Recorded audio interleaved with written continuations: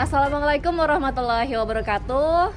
Selamat pagi semuanya. Kembali lagi dengan saya Wiwi Astuti di podcast KKN Unsut Pegalongan 2021 episode 3. Nah, pada kesempatan kali ini kita akan berbicara tentang isolasi mandiri atau yang biasa kita sebut dengan isoman.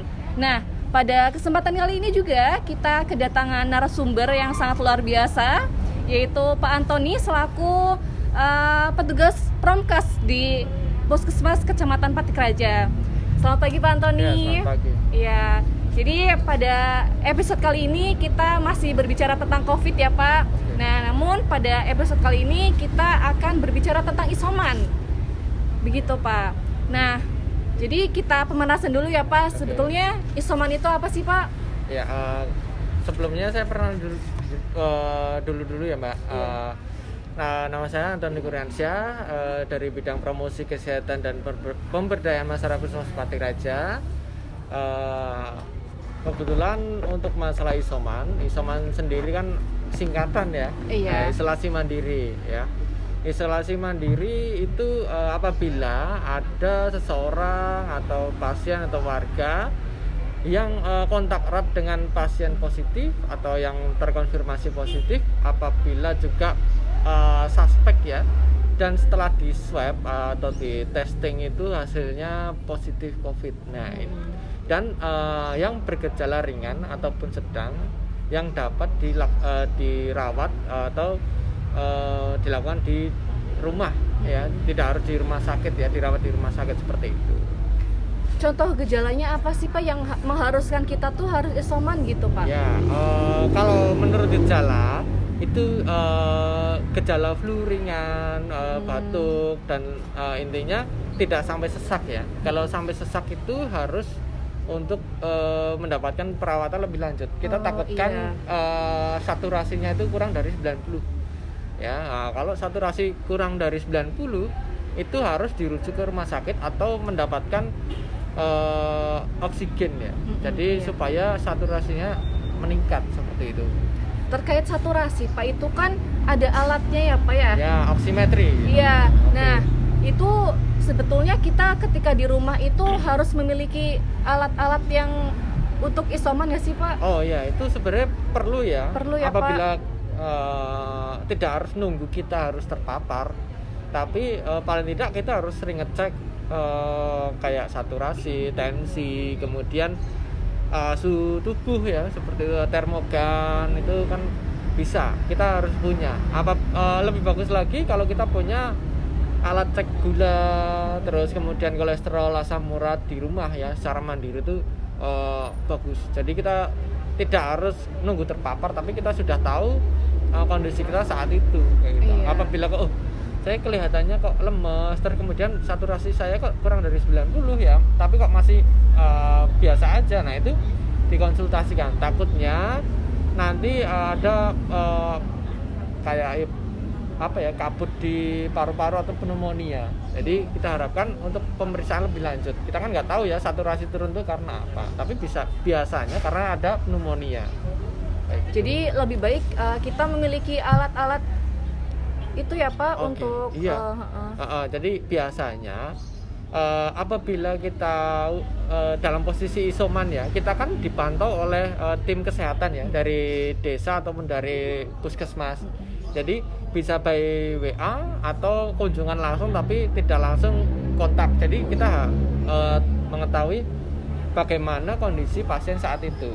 Dan biasanya obat itu diberikan untuk gejala-gejala yang muncul. Contohnya kalau batuk, pilek itu ya nanti dikasih obat batuk pilek, ada antibiotik khususnya juga untuk pasien COVID seperti itu. Kalau ada yang mules, diare dan lain itu juga diobati penyakitnya yang timbul.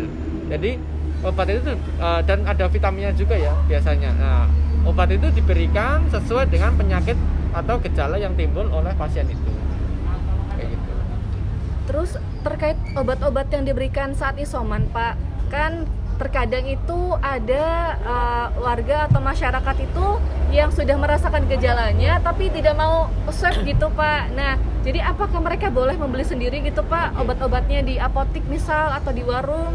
Ya, sebenarnya masyarakat tidak perlu takut ya untuk memeriksakan diri ke puskesmas atau ke fasilitas kesehatan terdekat ya dari rumahnya intinya.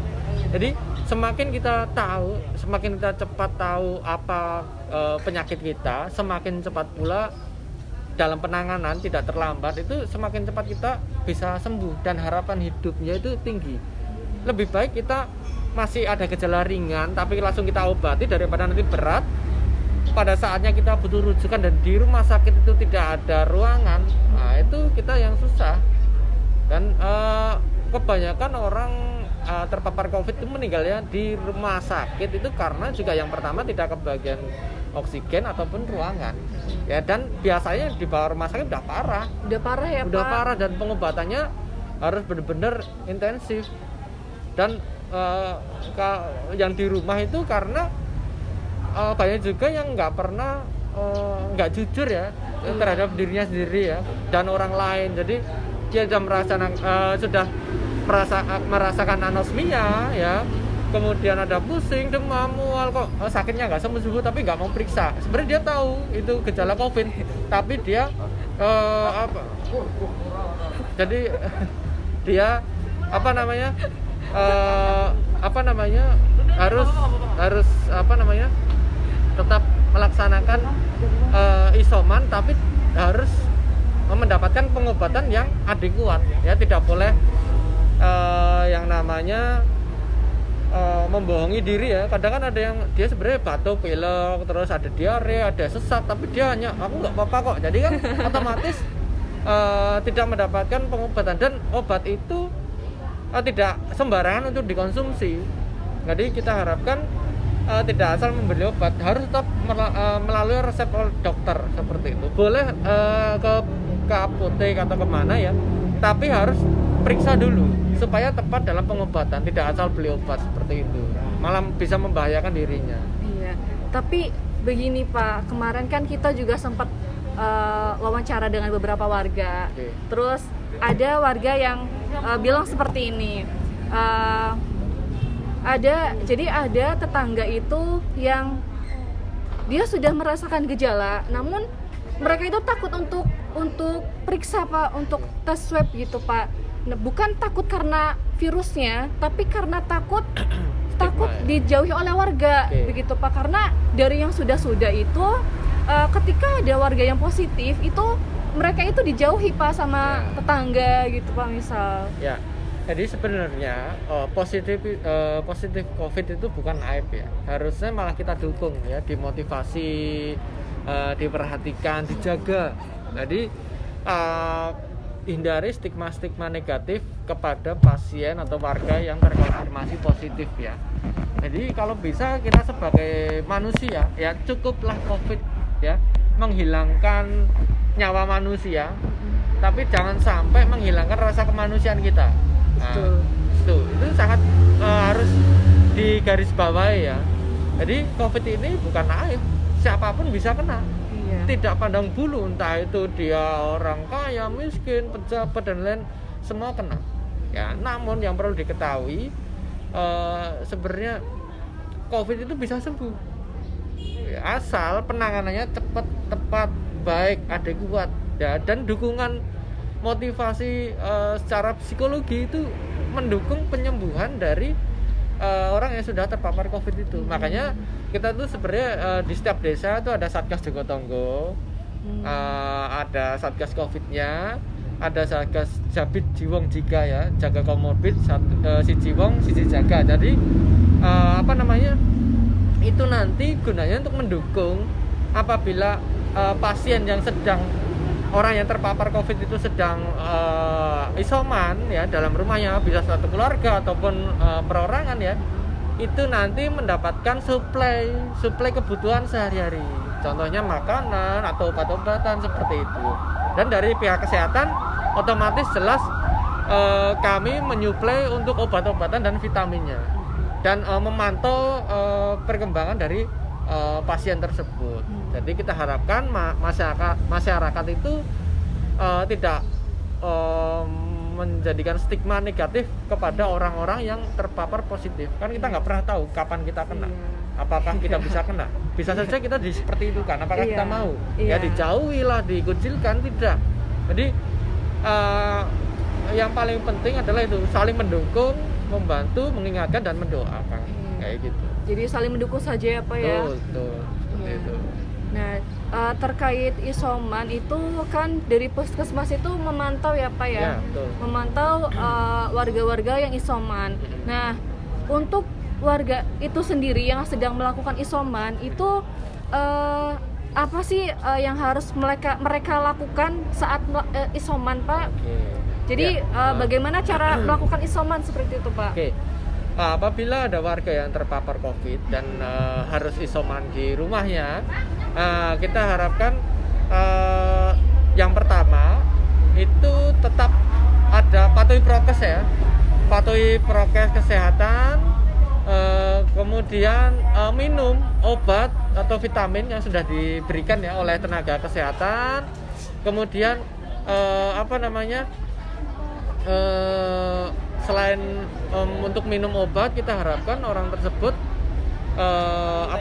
melakukan ada treatment khusus ya, treatment khusus. Contohnya apabila dia sesak atau dia apabila dia sedang pilek atau yang lain-lainnya ya. Jadi kita harapkan ada terapi eukaliptus ya, atau contohnya menghirup uap dari minyak kayu putih, ataupun bisa dengan minyak serai, atau bisa dengan bawang putih ya. Jadi di uapnya itu dicium terus kayak gitu. Jadi dilakukan minimal 15-30 menit setiap harinya seperti itu. Nah, terus berjemur ya, itu berjemur sebelum jam 11 ya, itu baiknya seperti itu, berjemur sebelum jam 11. Nah, tapi kalau selebih itu kurang bagus karena itu adalah sinar ultraviolet ya, seperti itu. Dan selain itu harus mau nggak nggak nafsu makan, tapi tetap harus dipaksakan makan, itu harus tuh ya, seperti itu. Harus tetap mengkonsumsi gizi yang baik, yang seimbang, yang adekuat, supaya membantu mempercepat pemulihan COVID itu ya. Dan selalu melaporkan apa-apa saja yang menjadi keadaannya di saat dia isoman. Jadi melapor, oh saya sudah membaik, atau saya malah kok semakin sesak atau seperti apa. Itu nanti kan kita melakukan tindakan untuk dirujuk atau tidak ya. Contohnya kalau hari itu orang itu kok semakin sesak ya, berarti orang itu harus dirujuk kayak gitu. Itu untuk melaporkannya lewat apa Pak itu? Ya biasanya lapor ke desa, perangkat desa bisa ya, ke kadus atau ke RT RW, bisa saja langsung ke bidan desa. Nanti dikomunikasikan ke puskesmas, DPJP-nya ya, atau dokter penanggung jawabnya. Nanti dikomunikasikan dengan rumah sakit atau rumah sakit darurat atau rumah karantina yang nantinya untuk menampung pasien tersebut kayak gitu. Jadi ada alurnya, tidak langsung kalau kita ke sana, tidak. Jadi nanti ada tahapan-tahapan kayak seperti mencari rumah sakit ya, karena rumah sakit sekarang kamarnya juga banyak yang penuh ya, seperti Pak. itu. Terus untuk isoman sendiri itu harus dilakukan berapa lama sih Pak? Ya, kalau isoman itu sebenarnya 10 hari plus 3 hari ya, atau sebaiknya selama gejala itu tidak semakin buruk ya. Jadi kalau apabila sudah semakin baik, udah melewati ibaratnya 2 minggu ya isoman, itu ya udah dikatakan selesai isoman. Biasanya juga ke puskesmas mendapatkan surat selesai isoman. Jadi tidak ada self evaluasi, jadi dinyatakan sembuh. Nah, sudah dinyatakan sembuh walaupun sudah tidak dilaksanakan self evaluasi gitu. Jadi yang tidak bergejala itu 10 hari plus 3 ya Pak? Ya, jadi sebenarnya sama saja. Namun dilihat dari kondisinya. Ya, yang penting sudah melewati masa isoman itu. Kalau sudah melewati masa isoman itu kok semakin membaik ya, jadi tidak usah diperpanjang. Tapi kalau semakin buruk, semakin sesak atau apa, itu nanti dirujuk ya tuh. Tapi biasanya dalam waktu 2 minggu itu sudah kelihatan dalam arti apakah pasien tersebut membaik atau tidak. Kayak gitu. Minggu-minggu pertama itu yang menentukan biasanya. Pasti gejala itu muncul hari kelima, ketujuh, ya ke-9 itu biasanya akan muncul seperti ya tidak semua akan merasakan gejala itu ya, tapi kebanyakan tuh demam itu diobati sembuh, nanti kumat lagi, terus pegel-pegel, terus sesak kayak gitu. Jadi sampai diare, mual, muntah gitu. Itu gejala hari 5 tuh 9 seperti itu.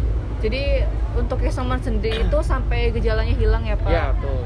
Jadi biasanya pasca COVID itu biasanya masih ada sedikit lah kayak batu-batu kecil kayak gitu ya, agak sedikit sesek kayak gitu. Karena memang ya itu efek pasca COVID memang seperti itu, lemas kayak gitu ya.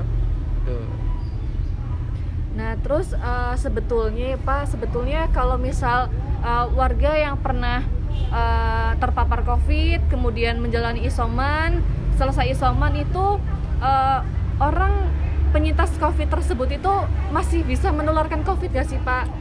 Karena kan orang-orang itu takut ya Pak sama orang-orang yang sudah pernah COVID. Ya.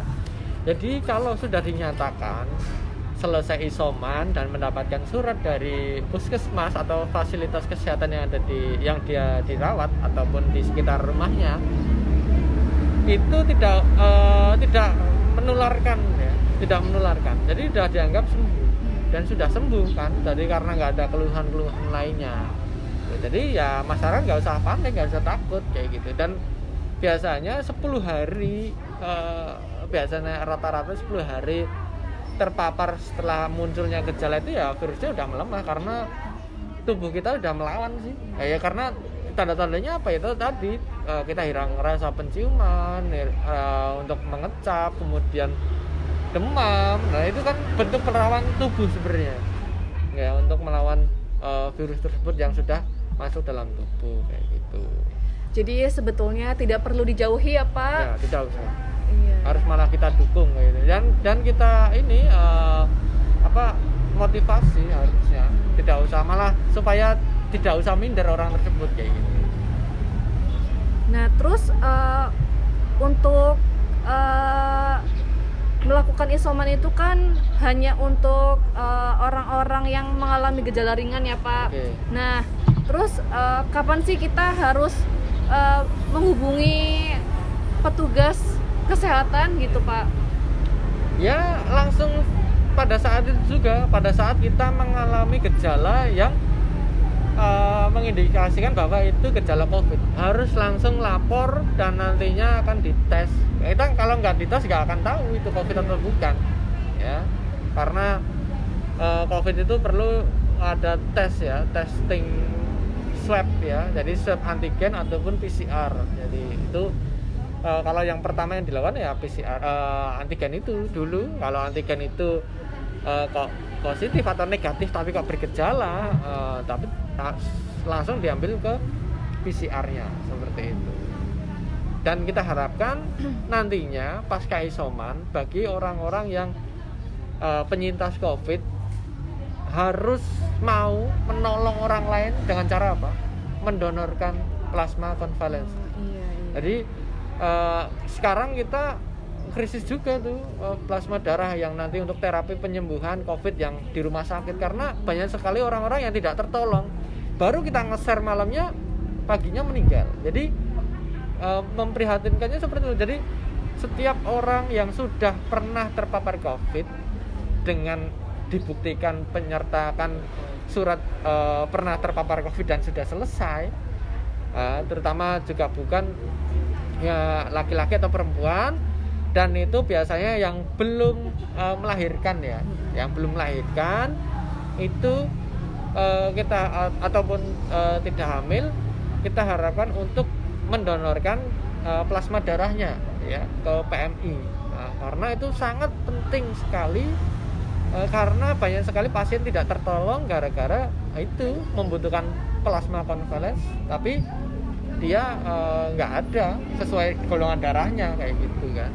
Itu kan sayang sekali. Jadi bisa untuk dimanfaatkan kembali kan, menolong orang lain. Menolong orang Iya, lainnya, Pak. dengan mendonorkan plasma darahnya seperti itu. Baik. Terkait tentang isoman, apa sih Pak yang mau Pak Antoni sampaikan ke warga atau ke masyarakat di Kecamatan Patik Raja, Pak? Oke, untuk yang isoman kita harapkan patuhi prokes ya. Kalau isoman itu harus di rumah.